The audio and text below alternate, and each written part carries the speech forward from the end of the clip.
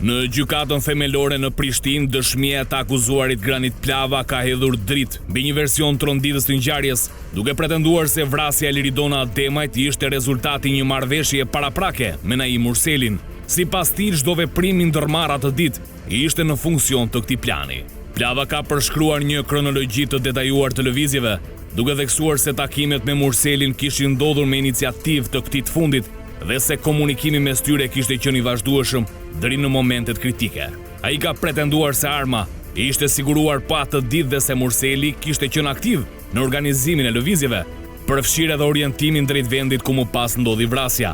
Sipas dëshmisë, i akuzuari ka deklaruar se ishte udhëzuar të qëndronte në një distancë të caktuar dhe të vepronte vetëm pas sinjalit. Ngjarja sipas këtij versioni kulmoi me një të shtënë arme pas së cilës arma ju dorëzua dhe atij u kërkua të largohej menjëherë nga vendi i ngjarjes. Në një tjetër pjesë të dëshmisë, Plava ka pretenduar se kishte pranuar të merrte përgjegjësinë për krimin në këmbim të një shpërblimi të konsiderueshëm financiar, që sipas tij arrinte deri në 250.000 euro, si dhe premtime për mbështetje për familjen dhe lirimin e hershëm nga burgu. Ai ka shtuar se fillimisht ishte rënë dakord që në organet e rendit të përmendej një shumë e vogël për të shmangur dyshimet. Gjithashtu është pretenduar se atij ishte krijuar bindja për ndikimin dhe fuqinë e Murselit përmes referencave ndaj lidhjeve me figura publike, duke përmendur emrin e biznesmenit Bexhet Pacolli dhe premtimeve për të ndërhyrë në sistemin e drejtësisë. Nga ana tjetër, i akuzuari Naim Murseli ka mohuar përfshirjen në vrasje, duke këmbgulur se ngjarja ishte rezultati një grabitjeje të armatosur. Ai ka deklaruar se në momentin e së shtënës nuk kishte qenë pranë viktimës dhe se nuk kishte dieni për rrethanat konkrete të plagosjes së saj. Murseli ka pranuar se arma ishte blerë ditën e ngjarjes, por ka pretenduar se kjo kishte ndodhur në mënyrë spontane dhe pa ndonjë qëllim kriminal. Ai ka shtuar se nuk e kishte parë autorin, duke përshkruar si një person të maskuar dhe të panjohur. Pavarësisht këtyre deklarimeve kontradiktore, akta akuza e prokurorisë ngre dyshime të forta për një planifikim të mirëfillt të vrasjes, ku përfshihen disa persona dhe ku motivi lidhet me konfliktet brenda marrëdhënies bashkëshortore. Çështja vijon të mbetet një nga rastet më të rënda dhe më të debatueshme në Kosovë, ndërsa përplasja e versioneve në sallën e gjyqit pritet të jetë vendimtare për zbardhjen e plotë të së vërtetës. Ta nisim, çfarë po kuptohet nga këto dëshmi, ju si ekspert sigurie, çfarë keni arritur të kuptoni, kush mund të jetë vrasi i Liridona Ademajt, ç'është kjo përballje e këtyre dëshmive që po jepet në gjykatë? Po, në fakt, neve jemi munduar që ta trajtojmë këtë çështje në aspektin e sigurisë, posaçërisht sigurisë juridike. Ajo çfarë neve na shqetëson është fakti që në kuadër të menaxhimit të protokollit për dëshmit provat, nuk kemi një strukturim të mirëfillt apo një pozicionim nga pozicioni apo nga shtresat me të cilat do të trajtohen në mënyrën e duhur ky rast. Ne kemi parë shpërputhje reale që nga fillimi i procedurës penale, referu Kodit Penal të Ligjit të Kosovës, që në hapjen e rastit edhe kualifikohet vepra mbi të cilën edhe ka angazhime konkrete, qoftë nga prokuroria dhe policia. Në rastin konkret, neve kemi besuar dhe menduar që ky rast duhet trajtohet nga prokuroria speciale, duke u nisur nga fakti se kemi të bëjmë me një vrasje specifike, shtetas të huaj, dhe kemi të përfshirë mbi 3 persona. Por çuditërisht kualifikimi i veprës ishte bërë si vrasje e rëndë dhe ishte trajtuar nga prokuroria e krimeve të rënda, prokuroria themelore në Prishtinë. Kur thoni shtetas të huaj, çfarë nën kuptoni? Edhe personi i akuzuar, edhe personi domethënë viktima janë shtetas edhe suedez, me shtetësi të dyfish, dhe në raste të tilla duhet të ketë parasysh angazhimin ndërkombëtar për nga shteti i cili ka të drejtën e monitorimit mbikëqyrjes së dhe përfshirjes në rastet e ndjekjes penale, qoftë edhe në rastin e viktimave, sepse në rastin konkret kemi edhe viktimë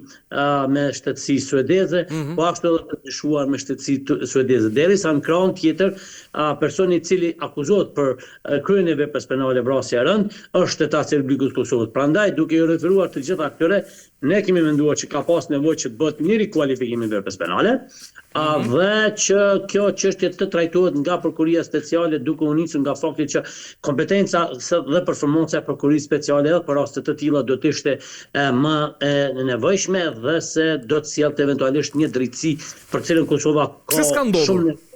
Pse s'ka ndodhur kjo? Mos ka pas ndonjë ndërhyrje politike, se do të referohem pak edhe përmendjes së disa emrave. Pikërisht edhe duhet dalë. E para që më le me besu është neve kemi një shpërputhje të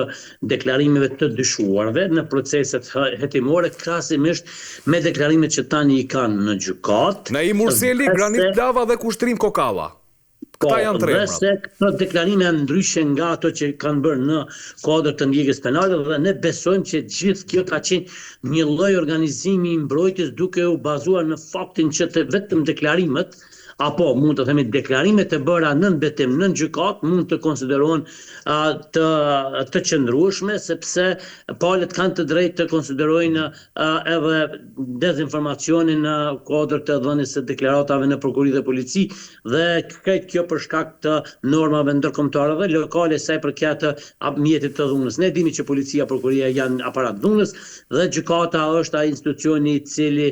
mundson betimin dhe ai apo ajo ata të cilët japin deklarata në kodër të gjykatës janë persona që japin nën betim dhe këto deklarata merren parasysh. Dhe fakti që këto kanë ndryshuar deklaratat e tyre dhe sidomos së fundi është përmendur edhe një ish president i Republikës Kosovës. Bexhet Pasolli është rasti konkret. Po e them unë. Ka bërë një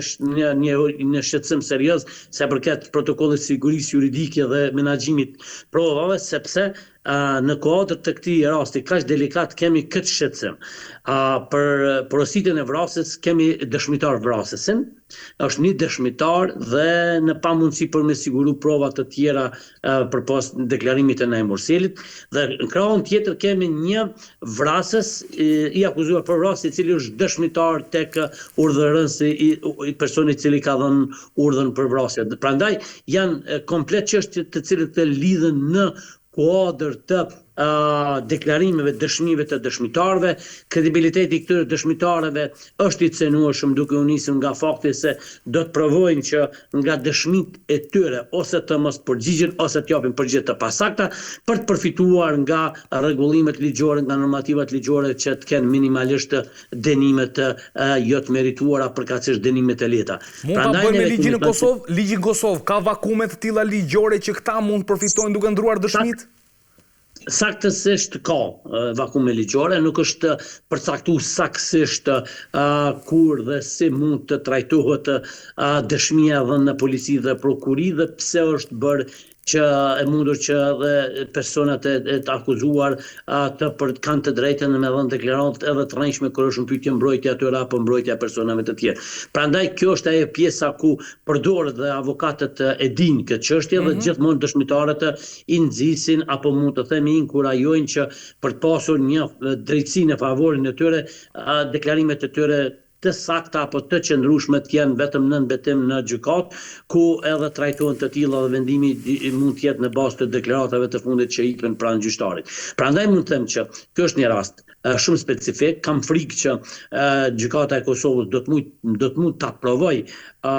një drejtësi të duhur, një performancë të duhur drejtësisë së Republikës Kosovës, edhe për faktin se Naim Urseli, personi i cili dyshohet se ka dhënë urdhën apo mund të themi akuzohet se ka dhënë urdhën për vrasjen e Liridona Ademajt, është tetas suedez dhe do të provoj nga e drejta e tij ndërkombëtare për ta drejtuar lëndën në Strasburg, me çka edhe gjykata e Kosovës do të sfidohet për dy arsye. E para se Kosova nuk është antare e Strasburgut dhe do të shihet me një sy ndryshe nga gjykata e Strasburgut, dhe e dyta se nuk kemi ndoshta një performancë të mira, apo nuk kemi të dhëna të cilat do të jenë në favor të drejtësisë Kosovës dhe fatkeqësisht siguria juridike në Kosovë nga aspekti ndërkombëtar, përkatësisht nga vendet e Bashkimit Evropian, konsiderohet e dobët, e sidomos në këto raste ku shihet se nuk është zbatuar protokolli sa përket menaxhimit provave apo nuk është bërë kualifikimi i veprës në mënyrën e duhur që të kishim një angazhim më të fuqishëm, më të saktë, më konkret, siç është edhe angazhimi i prokurisë speciale që në fakt është më përgatitur dhe më kompetente për raste të tilla, sidomos si kjo komplekse. Ka pasur ndonjë përfaqësues nga diplomacia suedeze në për këto seanca gjyqësore? Ka pas dikë aty që mund të mbikëqyri? Ky është një shqetësim tjetër që Prokuria Speciale e Republikës Kosovës, Prokuria për krime të rënda dhe gjykata nuk ka treguar deri më tani paktën në shqyrtim gjyqësor për angazhimin e shtetit suedis, sepse parë nga normativat ndërkombëtare përkatësisht e drejta mbi ndihmën juridike ndërkombëtare, shteti përkatës ka të drejtën e tyre të saj për të pasur një angazhim minimalisht për të parë nëse kundrejt shtetasit të tyre do të zbatohen të gjithë normat dhe kriteret sipas ligjeve në Kosovë. Neve mund të spekulojmë, por që deri tani gjykata apo prokuria ka dështuar të na tregon nëse ka pasur një angazhim të Suedisë zyrtare. Madje ne kemi kërkuar që nga Suedia të kërkohen edhe mbështetje sipas ndihmës juridike ndërkombëtare nëse ky rast apo motivet e këtij rasti lidhen me ndonjë aktivitet që vjen nga Suedia. Kjo jo transparencë. E deri tani me përmendja e figurave politike ish udhëzëve të Republikës Kosovës, ish presidentit Pacoli, e ka komplikuar situatën sepse po si për shembull në çfarë mënyrë? Për shembull, nuk mund gjykata që të pranoj si të vërtet deklaratën e Kokallës, ku thot se është dhënë urdhër nga Naim Murseli për vrasjen dhe mos ta pranoj deklaratën e tij se ish presidenti ka qenë në njohuri apo i përfshin këtë rast. Nuk mund neve të themi se dëshmitarit i besojmë këtë pjesë deklaratës apo këtë pjesë jo, dhe nëse po, kjo do të përbëjë një precedent i cili do të konsiderohet se ka pasur ndikime dhe do të shkaktojë një situatë kritike sa i përket besimit apo mund të themi ushtrimit të mirënjohjes dhe vlerësimit për gjykatat e Republikës Kosovës. Prandaj dyshoj dhe kujtoj që mund të ketë një dorë të hollë të angazhuar në këtë mbrojtje specifike dhe mund të ketë pa ashtu një performancë të dobët sa i përket palës së akuzës përkatësisht të gjykatës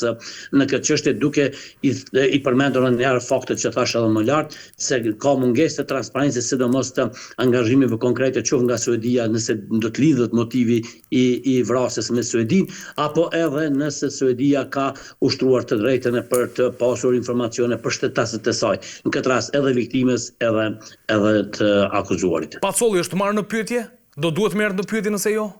Në fakt po, në fakt për ta ndihmuar procesin në fjalë dhe për ta pastruar vetë figurën e ish presidentit të Republikës Kosovës, duke u nisur nga pozitat e tij publike që ka pasur në Kosovë, qoftë si ish president i Republikës Kosovës, qoftë si ministri i punës jashtme apo si biznesmen shumë i fuqishëm. Me një biznes shumë fuqishëm duhet që të intervistohet, pastrohet kjo ngarkesë që i bëhet drejtësisë Kosovës, nga se në të kundërtën, nëse kjo nuk do të bëhet, atëherë do të ketë mundësi që të mendohet nëse ka pasur apo jo ndikim në ushtrim ndikimin në këtë drejtësi. Unë po tisha në pozitën e zotit Pacoli, do të kisha kërku publikisht që të intervistohem dhe këto pretendime të dyshuari apo akuzuari për një vrasje të sqarohen, në të kundërtën nëse do kemi një dënim jo të merituar apo një dënim të kontestuar në shkallë të tjera të gjykatave, atëherë mos konsiderohet ushtrimi i ndikimit, sikurse edhe ka pasur mjaft dyshime dhe aludime sa përket mundësisë ushtrimi i ndikimit nga personalitet apo çështje që lidhen me figura të ndryshme politike në Kosovë. Cilat janë provat? Është vetëm një pistolet, një shtën kam përshtypjen, kjo pistolet e cila pretendohet që është dorëzuar të paktën granit plavës nga Naim Murseli mbasi ka shkuar në vendin e ngjarjes, ndonjë kamër sigurie, diçka tjetër, çfarë keni mundur, domethënë çfarë qarkullon në Kosovë për sa i përket hetimeve, se ne këtu në Shqipëri, për shembull, kur ndodhin ngjarje kriminale me gazetarët, rendim pas kamerave të sigurisë për të parë ku ishte automjeti, ku shkoi, nëse u dogj apo jo, kemi një specifik ndryshe, nëse nuk e di nëse më kupton. Po, shumë e qartë. Madje kemi përvojën tonë për të ndjek, domethënë, aktivitetet e medias edhe shoqërisë civile në raste të tilla, sidomos organizimit të veprave të rënda penale e posaçërisht vrasjeve të tilla. Në fakt edhe në Kosovë është munduar që shoqëria, qoftë edhe mediat, të nxjerrin sadokudo të dhëna në lidhje me provat dhe dëshmitë të cilat janë në dispozicion të gjykatës e të cilat janë grumbulluar nga prokuria për një dënim meritor. Në fakt kemi të dhëna qoftë nga vendi i ngjarjes që janë publikuar, kemi edhe shënime në lidhje me provat të cilat janë administruar deri më tani, por nga aspekti i sigurisë dhe protokollit, menaxhimit protokollit prova, neve nuk jemi të kënaqur, duke u nisur nga fakti se ky rast ishte iniciuar si vjedhje, përkatësisht vrasje nga vjedhje e rëndë me shkak edhe vrasjen, si shkaktar kemi marrë domethënë një rast i cili lidhet me një grabitje, e që në fakt par nga përvoja dhe par nga standardet e trajtimit të veprave të tilla, ky rast nuk është trajtuar nga institucionet kompetente si sa nga prokuria speciale për një vrasje të tillë të organizuar, por një vjedhje nën presionin e armës me fatalitet dhe policia në rastin konkret dhe prokuria e ka trajtuar se të tillë dhe ne mendojmë që vendi i krimit nuk është trajtuar në mënyrën e duhur dhe nuk është konform akuzës që më pas edhe është të bërë. Duke u nisur nga fakti që ditën e nesërme vendi i krimit ka qenë i ekspozuar, mediat kanë shku dhe kanë pa vendin e krimit që në fakt nuk ka pas një perimetër sigurisë, nuk ka pasur një roje, thjesht ka qenë i bratisur, çka do të thotë se ka pas mundësi që edhe nëse më vonë është kuptuar, e sidomos pasi që është arrestuar në Morsel dhe të tjerët, vendi i krimit është demoluar dhe nuk ka qenë në dispozicion të përpjekjes për të siguruar prova të reja me akuzën e re, sepse siç thash edhe më parë, fillimisht policia kishte hapur një rast në ndyshimin se kishte pas një grabitje dhe si rezultat i përpjekjes për të shpëtuar grabitësve kishte humbur Liridona Adema jetën. Prandaj mund të themi që parë nga natyra e trajtimit në aspektin e sigurisë, ky rast është rast kompleks dhe ndoshta vështirë është edhe për të vërtetuar një dënim të merituar duke marrë parasysh shkalla të tjera të bazuar të drejtën ndërkombëtare dhe bazuar të drejtën e kodit sipas kodit të Republikës së Kosovës, kodit penal të Republikës së Kosovës, kemi frikën se do të arrihet që të vërtetohet një dënim deri në formën e prerë nga gjykatat kompetente në këtë rast, nga gjykatat që po trajtojnë rastin. Do vazhdoj dhe shumë gjatë dëshmit, për shkak ka dëshmit të tjera të cilat prokuroria po përpiqet i marrë gjatë seancave për të kuptuar më shumë në kryqëzimin e fakteve dhe provave? Mendoni se do vazhdoj dhe gjatë? Deri më tani, si të paktën ajo që është publikuar deri më tani, dikon mbi 75% e provave dhe dëshmive janë trajtuar, janë intervistuar të akuzuarit dhe dëshmitarët dhe nuk di nëse do të ketë një rikualifikim dhe do të ftohet edhe zoti Pacoli për shkak se është përmendur gjatë procesit gjyqësor. Nëse jo, atëherë jemi drejt përfundimit dhe do të kemi së shpejti edhe një seancë ku prokuria do të thotë fjalën e saj të fundit, njëjtë edhe mbrojtja dhe ndoshta edhe gjykata për një kohë jo të shpejtë mund të marrë një vendim të cilin do ta bëj më pas edhe publik.